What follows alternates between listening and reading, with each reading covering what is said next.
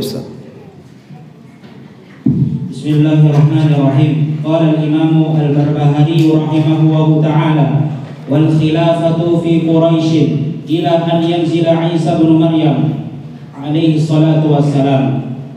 Thumma qala asy-syarih Syekh Shalih Fauzan hafizahullahu ta'ala, idza tashaha akthar min wahidin fi man yali al-imamah wa kullu wahidin minhum yasluh lil imamah fa innahu yuqaddamu al-Qurashi limizatihi ala ghairihi liqaulihi sallallahu alaihi wasallam al-a'immatu min Quraisy wa qawluhu qaddimu Quraisyan wa la tataqaddamuha fa idza kana al-Qurashi salihan wa hasalat musyahah min alladhi yatawalla fa innahu yuqaddamu al-Qurashi liwasiyati Rasul sallallahu alaihi wasallam bidzalik.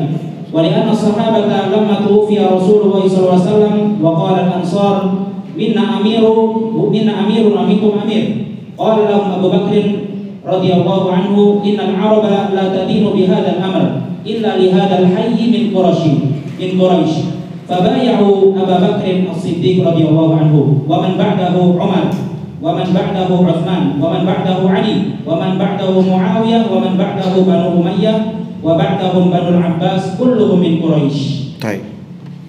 Berkata Imam Al-Barbahari rahimahullah bahwa khilafah itu, ini kekuasaan, itu yang berhak adalah Quraisy. Quraisy yakni dari keturunan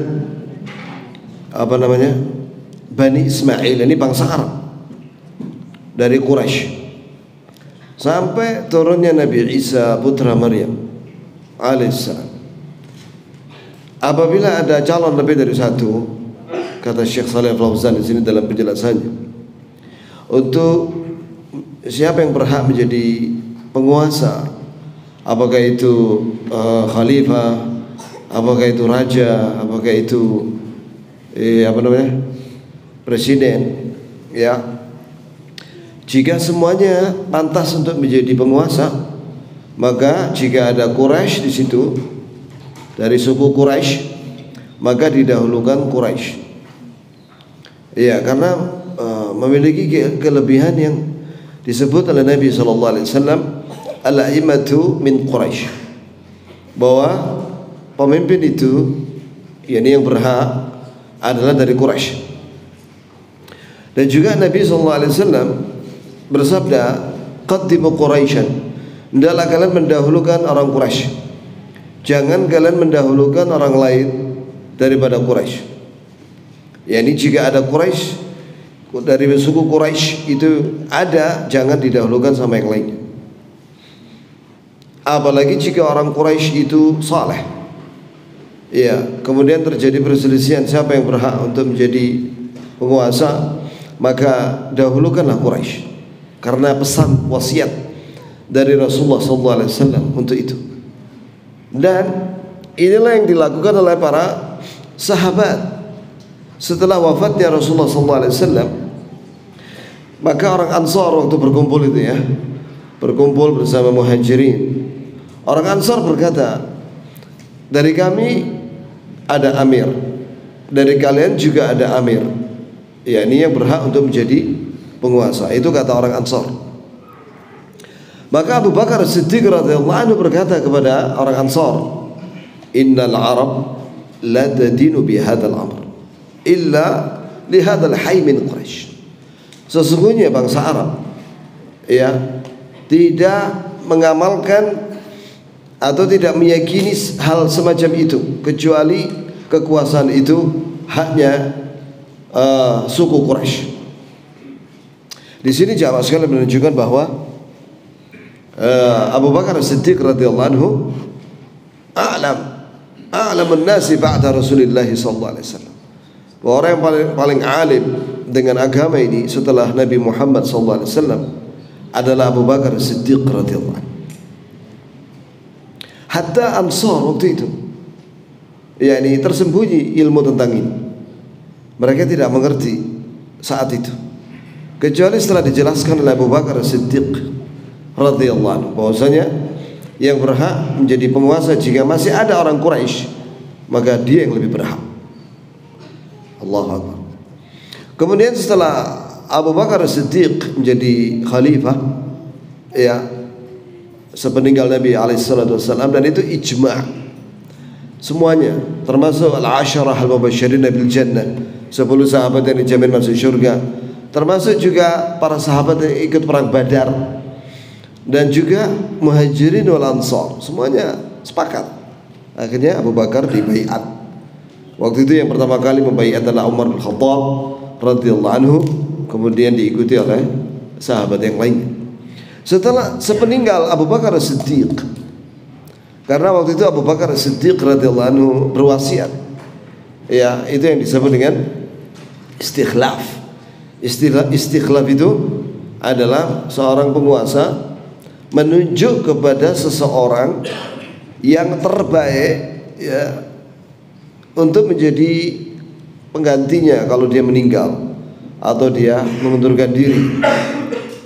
Maka yang ditunjuk oleh Abu Bakar adalah Umar bin Khattab radhiyallahu anhu. Iya, maka Umar dari Quraisy. Umar dari Quraisy. Kemudian Umar ketika ditusuk sama Abu Lu'lu'ah al-Majusi, maka dia berkata, jika Abu Bakar telah menunjuk aku sebagai pimpinan, maka ada yang lebih baik daripada Abu Bakar yang tidak menunjuk seorang pun, yaitu Rasulullah. Maka aku tidak akan menunjuk siapapun. Maka diserahkan kepada ahlu syura, ahlul halli wal aqd. Maka para ulama itulah yang ada di sisa dari 10 sahabat yang dijamin masuk surga. Berarti ada 8 ya, karena Abu Bakar sudah meninggal. Kemudian Umar menyerahkan kepada 8 orang itu, al-hali wal aqd, al-syura. Ya, maka 8 orang sahabat itu yang dijamin masuk surga itu memilih Uthman bin Affan radhiyallahu anhu wa arda. Enak kalau yang milih itu ulama, tenang kita orang. Ya, tapi kalau yang milih, semua orang milih, laki perempuan, terus yang nggak sholat juga milih, aduh pusing kepala deh, ya. Itu ya kawan. Itu kemarin kita lihat pemandangan coblosan itu, ya Allah, semua orang sama semua dah, hatta orang kafir sama sudah. Itu ya kawan, Allah musta'an. Lupakan sudah, quick count, biar nggak sumpek. Taib. Kemudian setelah Uthman dipilih oleh Ahlul Halli wal Aqd adalah Ali bin Abi Thalib.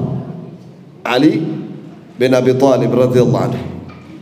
Itu dari Quraisy juga. Semua khulafa ar-rasyidin dari Quraisy. Kemudian Muhammad ba'dahu, setelah Ali, sebenarnya setelah Ali itu ada Hasan ibn Ali ibn Abi Thalib yang menjadi penguasa, yang ditunjuk oleh sahabat-sahabatnya Ali waktu itu di Basrah, yaitu Hasan bin Ali. Dia memimpin selama 6 bulan saja. Kemudian Hasan jelas bin Ali dari Quraisy, ya, putranya Ali bin Abi Thalib. Kemudian Hasan menyerahkan kepada Muawiyah bin Abi Sufyan, dan Muawiyah dari Quraisy. Begitu pula setelah Muawiyah, penguasa setelahnya Muawiyah adalah Bani Umayyah. Ya, itu juga Quraisy. Kemudian setelah Bani Umayyah, Bani Abbasiyah yang menguasai khilafah setelah itu. Itu semua Bani Abbasiyah itu juga Quraisy. Nah, ketika kepemimpinan tidak di tangan Quraisy, pecah sudah umat Islam. Antum lihat sejarah. Ketika pemimpin terakhir dari Quraisy itu, ini siapa? Yang di Baghdad itu, yang dibunuh oleh pasukan Tartar, pimpinan Hulagu Khan yang menyerang Baghdad, habis sudah kepimpinan Quraisy. Setelah itu terpecah-pecah umat Islam. Begitu ya jamaah. Bukan berarti kemudian selain Quraisy tidak sah. sah. Cuman kalau ada Quraisy dia berhak. Tapi kalau misalnya nggak ada pemimpin selain yakni dari Quraisy, tidak ada ya yang ada selain Quraisy, tidak masalah. Baca berikutnya. Qala hafidhahu ta'ala amma idza tamma al-amru wa aqada fa innahu talzamu ta'ah walau lam yakun qurasyiyan aw kana al-qurasyi la yasluhu lil imamah fa mujarradu kaunihi qurasyiyan la yakhuluhu lil imamah illa idza kana ma'al qurasyiyah salihan laha wa lam yakun hunaka imamun qa'im. Ya, kata Syekh di sini hafizahullah, Syekh Shalih Fauzan hafizahullah, yaitu apabila seorang sudah diangkat jadi pimpinan, ya sah dah, maka wajib taat dalam hal yang ma'ruf walaupun dia bukan dari Quraisy, atau dia orang Quraisy tapi dia sebenarnya kurang pantas sebagai pimpinan. Mengapa? Karena ada yang lebih baik, ya, yang afdal nggak terpilih, yang mafdul yang terpilih. Yang mafdul itu yang kurang afdal. Iya, tetap ya sah juga itu. Gitu ya, kawan. Jadi tidak mesti kalau orang Quraisy sudah pasti dia jadi penguasa, ya. Tapi apabila ada syarat dia adalah saleh dan dia memenuhi syarat-syarat ya sesuai dengan yang disebut oleh para ulama, maka dialah yang berhak. Tapi kalau misalnya tidak ada selain selain Quraisy sudah jadi pimpinan, ya nggak apa-apa. Sebagaimana sabda Rasulullah sallallahu alaihi wasallam, fa innahu man ya'ish minkum fa sayara ikhtilafan katsira fa 'alaikum sebentar. Wa in ta'ammara 'alaikum 'abdun habashi isma'u wa ati'u wa in ta'ammara 'alaikum 'abdun habashi. Dengar dan taatilah penguasa kalian dalam hal yang ma'ruf walaupun yang memimpin kalian itu adalah budak dari Habasyah, budak dari Ethiopia. Budak jelas nggak memenuhi syarat. Yang menjadi syarat kata ulama afdalnya orang merdeka. Tapi walaupun misalnya dia budak bisa menjadi penguasa. Dan bahkan dia dalam sebuah riwayat mujadda al-atraf, yakni ujung-ujungnya terpotong, tangannya terpotong, kakinya terpotong, cacat dia. Jadi penguasa, ayo sudah taati dah dalam hal yang ma'ruf. Begitu ya, petunjuk Nabi kita Muhammad sallallahu alaihi wasallam. Lanjut. Qauluhu ila an yanzila Isa bin Maryam alaihi salatu wassalam isyarah ila anna Isa alaihi salatu wassalam hinama yanzil wa imamul muslimin Muhammad ibn Abdullah al-Mahdi وهو من بيت الحسن بن علي بن أبي طالب فدل على أن آخر الأئمة يكون من قريش وأوله من قريش وهو أبو بكر رضي الله عنه وهذا حسب الإمكان كما ذكرنا وإذا ما وجد أحد من قريش فلا تعطل الولاية أما إذا قام بالأمر غير قرشي وكانت فيه صلاحية أننا نبعوده ونقول لا تصلح لها فيجب معرفة هذه الأمور. Ya, kemudian kata Syekh hafizahullah, yakni menafsirkan kalimat Imam Al-Barbahari yang menyatakan bahwa Quraisy, pimpinan dari Quraisy ini sampai zamannya Nabi Isa turun. Maksudnya di sini adalah isyarat bahwa ketika Nabi Isa alaihissalam turun di akhir zaman, maka pimpinan umat Islam waktu itu dari Quraisy, namanya Muhammad bin Abdullah yang digelari Imam Mahdi itu. Iya. Dia ini adalah keturunan dari Hasan bin Ali bin Abi Thalib.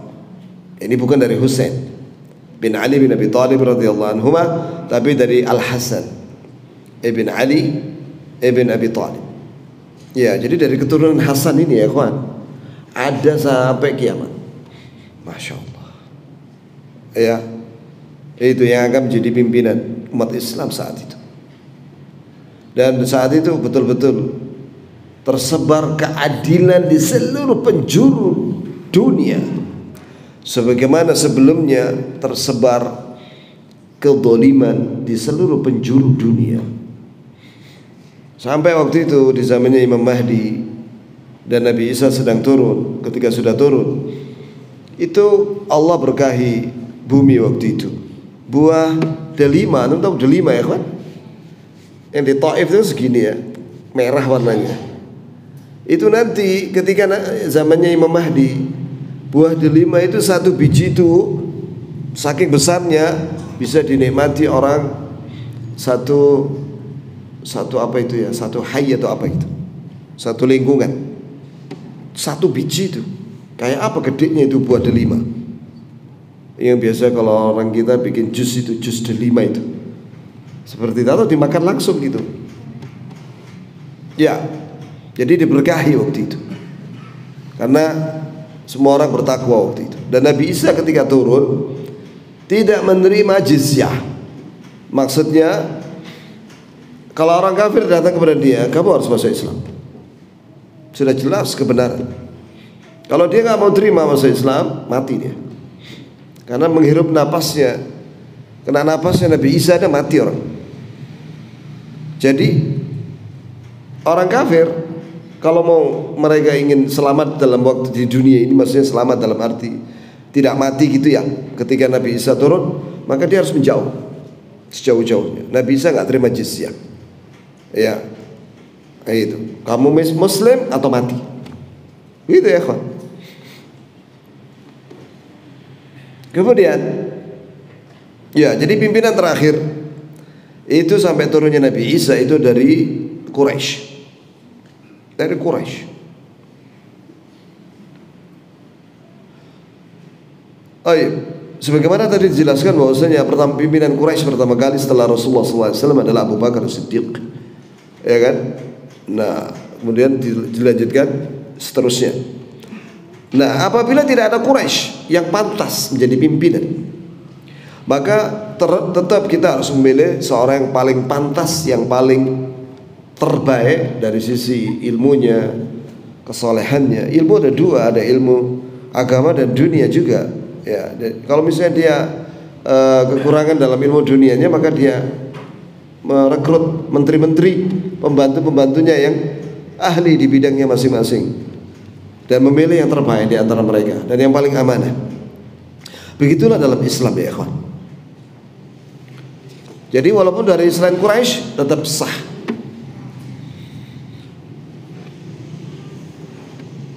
Baik, lanjut. Oh sebentar ya ikhwan, di sini ada kalimat khilafah ya. Kata Imam Al-Barbahari, wal khilafatu fi Quraisy. Maksudnya kekuasaan, kepemimpinan dalam Islam itu Quraisy. Nah, di sini di zaman sekarang ini ya, ada sebagian orang Islam ini.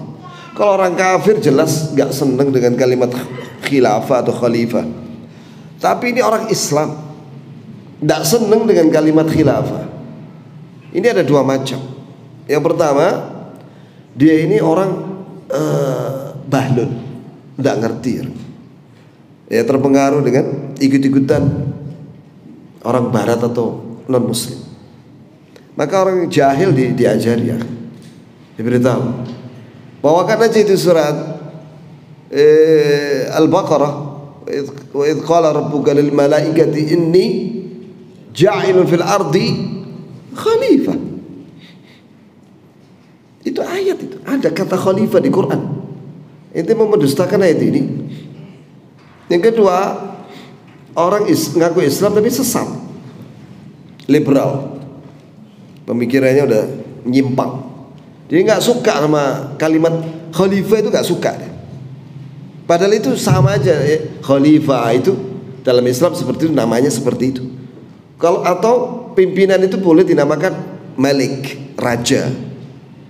Dalam hadisnya ada itu, malik, raja. Awalul mulukul Islam, raja Islam pertama itu Muawiyah bin Abi Sufyan. Ya diakui, hatta orang kafir ada raja. Raja Charles, ada raja siapa lagi di Belanda itu, di Spanyol. Hatta orang kafir ada ya kan. Di Islam juga ada. Dulu di zaman Nabi SAW itu ada Raja Heraklius, Raja Romawi. Ada raja Persia, Kisro. Itu. Kalau ada orang zaman sekarang nggak suka dengan nama raja, ada juga yang nggak suka itu.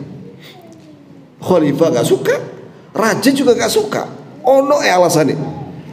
Iya, pakai akal dia, nggak pakai dalil. Nah, terus presiden sama aja itu. Yang penting dia kepala negara. Begitu jemaah sekalian. Ya, jadi orang-orang yang tidak senang dengan alergi atau fobi dengan kalimat khalifah, suruh dia baca itu surat Al-Baqarah ayat berapa itu? Ayat qala rabbukal malaikatu inni ja'ilun fil ardi khalifah. Ada kalimat khalifah. Ente kok benci sama khalifah? Ente mau mendustakan ayat ini? Hati-hati, ente mati murtad ente kalau mendustakan ayat. Walaupun satu ayat, walaupun satu kalimat mau dirubah sama dia, itu merubah Quran, murtad ya. Lanjut. Faslun jadid. Qala al-muallif al-Imam Al-Barbahari rahimahullah wal khilaf man kharaja ala imamin min a'immatil muslimina fahuwa kharijiyyun wa qad shaqqa 'asal muslimina wa khalafa al-athar wa mitatuhu mitatan jahiliyatan. Thumma qala asy-syarih Shalih Al-Fauzan hafidhahu ta'ala qawluhu wa man kharaja an imamin min a'immatil muslimina fahuwa khariji man kharaja an ta'ati waliyil amri wa syaqqa 'asal ta'ati bihujjah anna waliyal amri 'indahu ma'asim aw mukhalafat kama fa'ala al-khawarij fahadha lahu hukm al-khawarij wal khawarij fi'atun dhalatun dhaharat bidurratiha fi 'ahdi Rasul sallallahu alaihi wasallam حينما جاء ذو الخويصرة وقال للرسول صلى الله عليه وسلم لما رآه يقسم غنيمة قال له اعدل يا محمد فإنك لم تعدل فقال صلى الله عليه وسلم ويلك فمن يعدل إذا لم أعدل فلما ولى الرجل قال صلى الله عليه وسلم يخرج من ضوضاء هذا يعني من جنسه قوم تحقرون صلاتكم إلى صلاتهم وعبادتكم إلى عبادتهم يقرؤون القرآن ولا يتجاوز حناجرهم يبرقون من الدين كما يبرق السهم من الرمية فإنما لقيتموهم فاقتلوهم فإن في قتلهم أجرا لمن قتلهم فيجب قتالهم وذلك لأجل كف شرهم عن المسلمين. Baik. Nah, sekarang bab baru ya jemaah. Judulnya adalah kata Imam Al-Barbahari rahimahullah, barang siapa yang keluar dari kekuasaan, ya, pemimpin kaum muslimin, ya, maksudnya dia memberontak, ya, dan tidak mengakui kekuasaan seorang penguasa muslim, maka dia ini pahamnya adalah khawarij. Ya, dia itu khariji. Khariji itu orang yang keluar dari kekuasaan kaum muslimin. Waqad syaqqa 'asal muslimin, dan dia telah memecah tongkatnya persatuan kaum muslimin. Dan dia menentang semua dalil. Dan kalau dia mati, maka mati dalam keadaan jahiliyah. Berarti dosa besar. Ya. Maka dikatakan di sini, barang siapa yang keluar dari ketaatan waliul amr, dari pemimpin, apakah itu khalifah, apakah itu raja, apakah itu presiden, apakah itu kepala negara, ya pokoknya dia keluar, tidak mau mengakui dah, padahal dia muslim, ya gak ada uzur dia. Nah, nanti dia punya alasan, nanti alasannya itu tidak dibenarkan, tidak bisa diterima, dan dia memecah tongkat ketaatan, ya, dengan alasan. Nah ini ya kawan, alasannya apa mereka? Alasannya bahwa penguasa itu punya maksiat, ya, dosa-dosa besar, atau dia menyimpang. Nah, inilah sebenarnya madhabnya khawarij. Jadi selama penguasa itu muslim, sholat, mengakui rukun Islam dan rukun iman, maka dia muslim yang sah sebagai penguasa. Maka kita nitip sama diwakili oleh DPR dan MPR untuk membaiat, mengukuhkan, meresmikan pemimpin itu. Ya udah, kita ngikut. Itulah yang dimaksud dengan penguasa waliul amri itu, yang nanti disebutkan, yang tadi disebutkan bahwa barang siapa yang keluar dari ketaatan kepada penguasa itu, maka dia kalau matinya bangkai jahiliyah. Khawarij ini adalah kelompok yang sesat. Zaharat bidratuha. Bidrah itu bibitnya, muncul di zaman Rasulullah SAW. Ada satu orang digelari Dzul Khuwaisirah. Satu orang ini disebutkan oleh para ulama, dia ini di dahinya itu ada warna hitam. Dia rajin sholat malam. Kemudian jenggotnya lebat. Dan dia rajin puasa. Ya. Nah, tapi dia menyimpan keyakinan yang sesat. Apa yang dia lakukan terhadap Rasulullah SAW?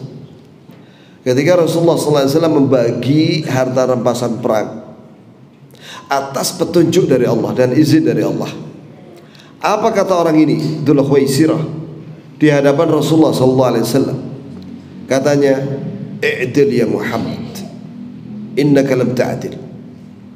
Hendaklah engkau berbuat adil wahai Muhammad. Coba lihat ya kawan, gak sopan nih dengan Nabi. Kayak orang Badui aja dia ini, ya.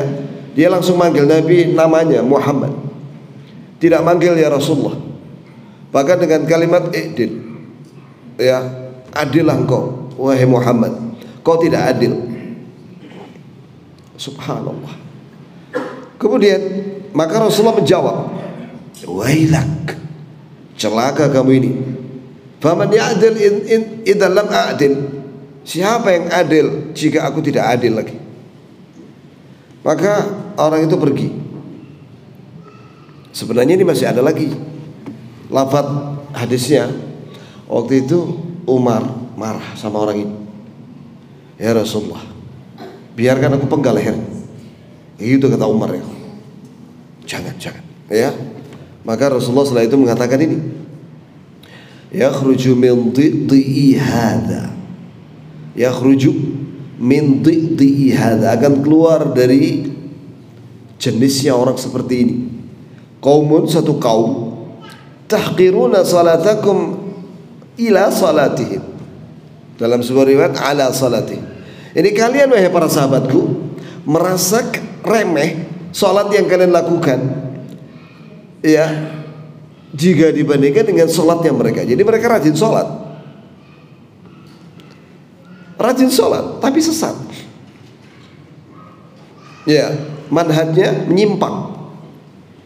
Wa ibadatukum ila ibadatim. Dalam sebuah riwayat, siyamakum ala siyamihim. Yani puasa kalian merasa remeh puasa kalian wahai sahabatku jika melihat puasanya mereka. Jadi mereka rajin puasa sunnah, mungkin Daud ya, dan rajin sholat tahajud. Begitu mereka. Dan apalagi amalannya mereka ini, yaqra'unal Qur'an. Mereka itu baca Quran, tapi la yatajawazu hanajirah. Dalam sebuah riwayat taraqi. Tapi bacaan mereka tidak sampai kerongkongan mereka. Ini maknanya ada dua, kata ulama ahli tafsir, ahli hadis. Yang pertama, mereka baca Quran tapi dia enggak diterima oleh Allah. Syukur. Bacaan Qurannya orang-orang Khawarij enggak diterima oleh Allah. Amalnya sampai sini enggak diterima. Yang kedua maknanya la yatajawazu taraqihim, yakni mereka memahami Quran salah. Nah, mulai dari situ penyimpangannya. Makanya mereka itu, kata Rasulullah, yamrukuna minad din, keluar dari agama. Nah, di sini keluar dari agama ini khilaf para ulama. Ada yang menyatakan mereka murtad, Ada yang menyatakan mereka itu fasik, karena makna fasik itu khuruj anit ta'ah, keluar dari ketaatan, tapi tidak sampai murtad. Kama yamurku sahmu minar ramiyah, sebagaimana keluarnya anak panah dari busurnya. Fa aina ma laqaitumuhum, kalau kalian menemui orang-orang khawarij itu, faqtuluhum, perangi mereka. Fa inna qatlahum ajra liman qatalahum, memerangi khawarij itu berpahala ya bagi orang yang memerangi mereka. Fa yajibu qitaluhum, maka wajib memerangi khawarij, memberontak, perang. Demikian itu supaya untuk menghindarkan keburukan mereka terhadap kaum muslim. Jamaah sekalian, barakallahu li wa lakum. Hadis tentang khawarij itu banyak sekali ya. Hadis tentang khawarij, sampai ada buku khusus khawarij, membantah khawarij, tebelnya sama ini ya. Dari mulai zaman Ali bin Abi Thalib kan munculnya zamannya Ali, munculnya mereka tidak mau baiat sama Ali, orang-orang khawarij, dan bahkan mereka mengkafirkan Ali bin Abi Thalib berserta sahabat yang bersama Ali di Basrah waktu itu. Mereka juga mengkafirkan Muawiyah yang ada di Syam dan siapapun yang bersama Muawiyah, dan mereka mengkafirkan siapa ini?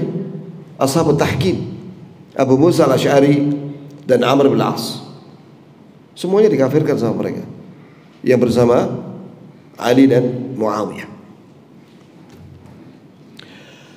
Puncaknya mereka itu membunuh Abdullah bin Khabbab bin al-Ard, anaknya sahabat Khabbab bin al-Ard terkenal radhiyallahu anhu, punya anak namanya Abdullah. Abdullah beserta istrinya yang hamil dibunuh sama khawarij. Bahkan bayi janin yang dikandung itu di perutnya istrinya itu dibelah, kemudian janinnya diambil, disembelih, dibuang ke sungai. Ali mendengar, bin Abi Thalib mendengar, maka Ali berkata, mengeluarkan pengumuman, maklumat, bawa ke sini pembunuhnya, saya mau kisos. Kata mereka, kami semua pembunuhnya. Dan jumlahnya waktu itu ada riwayat 8.000 orang, 8.000 khawarij. Maka Ali bin Abi Thalib mengutus Ibnu Abbas, ya, barangkali mereka tobat. Maka terjadilah dialog antara Ibnu Abbas dengan khawarij. Alhamdulillah, tobat mayoritas di antara mereka 2/3, sisanya tidak bertobat. Kurang lebih yang gak bertobat yang waktu itu kurang lebih 2000-an lebih. Maka Ibnu Abbas pulang, ya, memberitahu kepada Amirul Mukminin bahwa mereka sisa kurang lebih 2000-an orang tidak mau bertobat. Kata Ali, oh mereka yang disebut oleh Rasulullah SAW itu akan memberontak itu. Maka dikumpulkan pasukan oleh Ali dan mengejar mereka, ya, khawarij ini sampai ke Nahrawan. Nahrawan itu di Iran. Sekarang wilayah itu di Iran. Dikejar sama Ali beserta pasukannya dari Basrah menuju Nahrawan. Nah, disitulah mereka dihabisi, kecuali beberapa gelintir mereka yang melarikan diri, ya, melarikan diri pergi. Kemudian kata Ali bin Abi Thalib kepada pasukannya, cari di antara mereka yang di lengannya ada tombol daging seperti putingnya wanita. Dicari sama pasukan, gak ketemu katanya. Wallahi saya tidak berbohong dan saya tidak pernah dibohongi. Rasulullah tidak berbohong, saya mendengar itu dari Rasulullah. Cari sampai ketemu. Ternyata ketemu itu, orang itu sudah jadi mayat, ditumpukan mayat paling bawah, dia paling bawah. Jadi mayatnya saking banyak tumpuk-tumpuk, ya kan. Begitu ketemu, Di lengannya itu ada daging tumbuh seperti putingnya wanita. Maka Ali bin Abi Thalib sujud syukur. Syukran lillah, karena dimuliakan oleh Allah memerangi Khawarij. Nah, sebagian mereka selamat Khawarij. Pergilah mereka ke Oman. Oman itu mazhabnya Ibadiyah, Khawarij. Oman itu punya negara. Oman itu ya. Nah, bibit-bibit Khawarij zaman sekarang ini ada pada Al-Qaeda, IM, ya, dan juga ini yang terbaru Daesh ini apa? ISIS. Oh, sama itu, mengkafir-kafirkan selain mereka. Kalau di Indonesia ini LDI, ya, yang suka mengkafirkan selain kelompok mereka. Pokoknya sukanya takfiri, mengkafir-kafirkan orang yang bukan dari kelompoknya, itu Khawarij. Nah, kalau sudah mengkafirkan, ya, mereka juga mengkafirkan penguasa juga. Mulai dari presiden sampai Pak RT itu dikafirkan. Termasuk aparat itu semua dikafirkan. Ya, itu termasuk yang di Zaitun itu sama Khawarij. Berdasarkan pengakuan murid-muridnya. Siapa itu namanya pimpinannya itu? Gumilang gitu, ya. Panji, nah itu. Berdasarkan pengakuan murid-muridnya yang sudah belajar sama dia selama 9 tahun, 10 tahun, 15 tahun, betul bahwasanya dia itu mengkafirkan selain kelompoknya. Dan mereka mendirikan negara dalam negara. Itu sudah pengakuan mereka, alumni-alumni mereka. Ya, begitulah ya kawan. Dan kata Rasulullah SAW dalam Sahih Bukhari, hum kilabun nar. Khawarij ini anjingnya neraka. Ini mereka masuk neraka berbentuk seperti anjing. Kilabun nar, anjing neraka. Waktu penumpasan Khawarij itu, kepala-kepala Khawarij itu terpenggal-penggal mereka, kan dihukum mati mereka. Itu ditancapkan, diletakkan di pagar-pagar masjid. Ada seorang sahabat, ini ada di Sahih Bukhari. Seorang sahabat mendatangi kepala-kepalanya orang Khawarij yang dipajang di pagar itu. Kemudian beliau mengatakan, kilabun nar, kilabun nar, anjing neraka, anjing neraka. Maka tabi'in tanya, apakah kau mendengar itu dari Rasulullah? Oh iya, aku mendengar dari Rasulullah itu berkali-kali. Dihitung sampai berapa kali? 7 kali. Mendengar dari Rasulullah bahwa Khawarij itu anjingnya neraka. Alhamdulillah Ahlus Sunnah Salafiyun, mereka taat sama penguasa. Tidak ada satupun Salafi yang menyuruh kepada pemberontakan. Tidak ada. Alhamdulillah. Allahumma ja'alna minhum ya rabbal alamin. Lanjut. Qala hafidhahu ta'ala wa hadha idza adharu as-silaha wa hamalu as-silah ama mujarrad annahum yadhharuna ra'y al-khawarij wa yatakallamuna walakin la yuqatilun wa laysa ma'ahum silah fa nahnu nunkiru 'alayhim wa nubayyinu lahum dhalalahum wa la nuqatiluhum lakin idza sara lahum shawka وصاروا يقاتلون المسلمين فلا يجوز للمسلمين أن يتركوهم بل يجب على ولي الأمر أن يقاتلهم ويجب على المسلمين أن يكونوا مع ولي الأمر عليهم كما حصل في خلافة علي رضي الله عنه لما قاتل الخوارج في النهروان وانضم الصحابة إليه وقاتلوا معه الخوارج حتى قتلهم شر قتلة ونال بذلك الأجر الذي وعد به رسول الله صلى الله عليه وسلم في قوله فإن في قتلهم أجرا لمن قتله. Azan dulu ya akhi, baru kita terjemahin ini.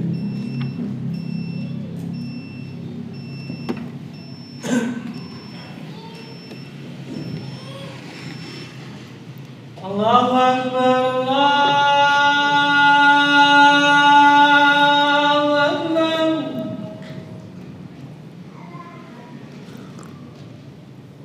Allahu Akbar,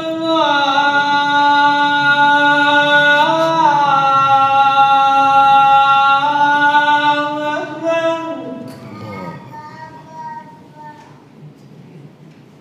Asyhadu an la ilaha illallah.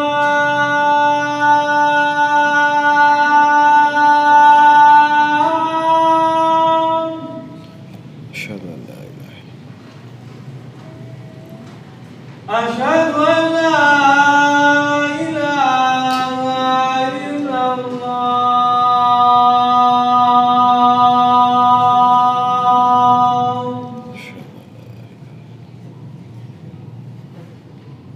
Asyhadu anna Muhammadan Rasulullah.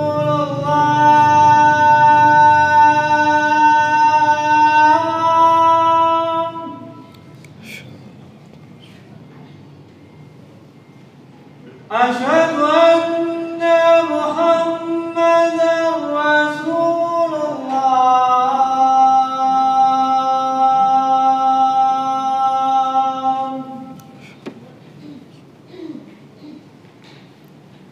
Hayya 'alas salah.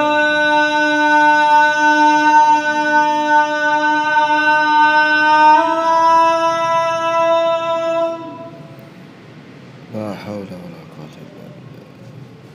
Hayya 'alas salah.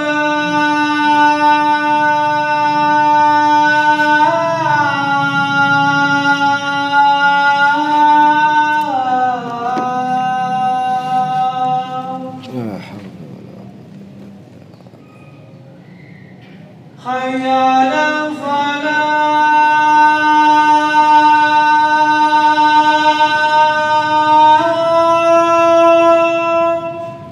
la haula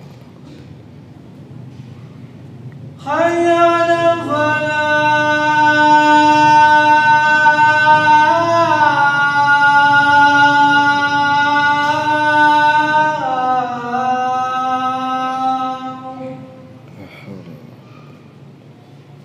Allahu Akbar, Allahu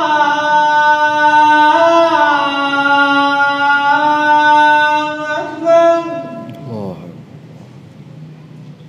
La ilaha illallah. La ilaha illallah. Asyhadu an la ilaha illallah.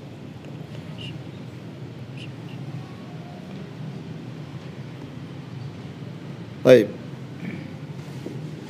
Memerangi Khawarij itu apabila mereka punya senjata dan mengangkat senjata, maka wajib diperangi. Tapi kalau mereka tidak punya senjata, tapi mereka berpaham Khawarij, maka mereka tidak diperangi, tapi diingkari, dinasihati, dan dijelaskan kesalahan mereka dan kekeliruan mereka, sebagaimana yang dilakukan oleh Ibnu Abbas.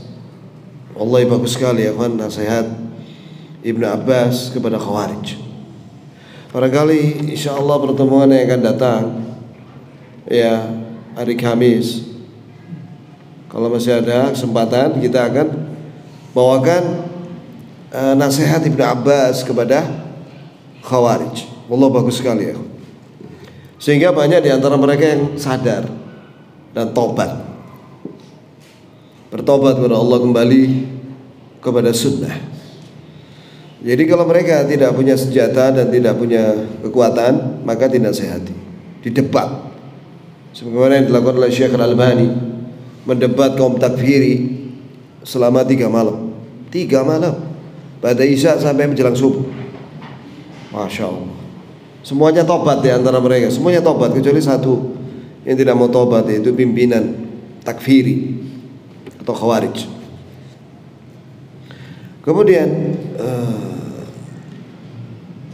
tapi jika mereka banyak dan mereka punya kekuatan, yakni punya senjata, mereka mengumpulkan senjata dan mau memerangi kaum muslimin, maka umat Islam tidak boleh membiarkan mereka.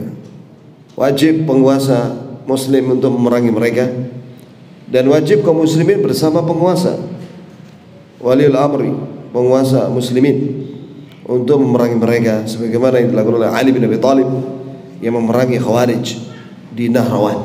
Terkenal itu ya kawan, Nahrawan di Iran. Iya. Maka para sahabat bergabung bersama Ali memerangi Khawarij, dan mereka banyak yang mati, mayoritas mati mereka, supaya mendapatkan janji dari Nabi, sesungguhnya memerangi mereka pahala bagi yang memerangi. Bahkan kata Rasulullah dalam sebuah riwayat, sebaik-baik muslim adalah yang memerangi mereka dan yang dibunuh sama mereka. Paham ya kah?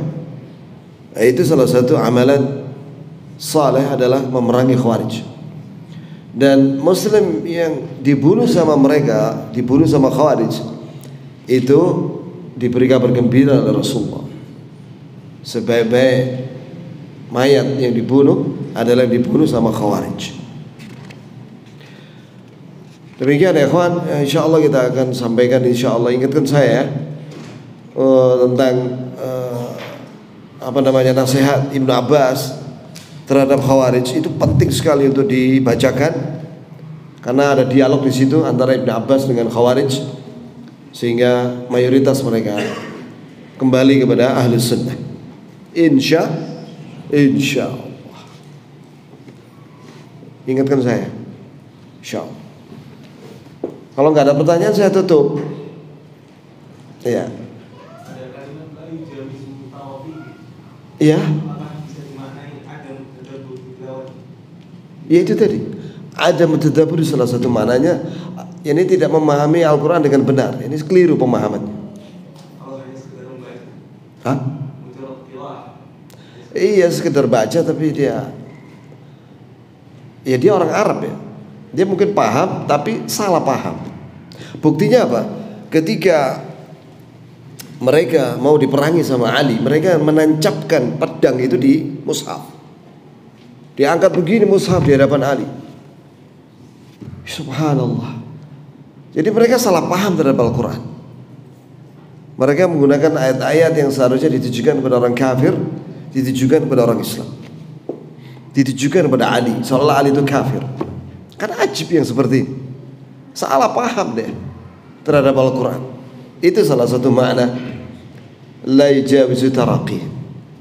Baca Quran tapi nggak sampai di kerongkongan, yakni salah memahami Al-Quran. Mereka orang Arab, ya bisa memahami Al-Quran tapi salah paham. Ya begitu pula Khawarij zaman sekarang ini. Mereka mengkafirkan penguasa muslim itu pakai dalil Quran. Wa man lam yahkum bima anzalallahu fa ulaikumul kafirun. Tapi mereka salah paham terhadap ayat ini. Mereka tidak merinci apa yang dimaksud dengan kafirun di situ, sehingga disamaratakan semua. Sehingga kita ditanya, diwawancarai sama wartawan televisi nasional Saudi Arabia, menurut kamu semua penguasa sekarang kafir ya? Iya, semuanya kafir kan. Hatta penguasa Saudi begitu, iya. Nah terus yang muslim itu siapa? Dia bilang yang muslim itu saya dan teman saya ada di India katanya. Astagfirullah, cuma 2 muslim. Wah ini yang ekstrim dan Khawarij yang ekstrim deh. Jadi orang Islam cuma 2 orang katanya. Dia dan temannya yang di India katanya. Ya itu sudah Khawarij. Dan dia terang-terangan mengatakan itu. Dan dia pakai dalil Quran, tapi dia salah paham.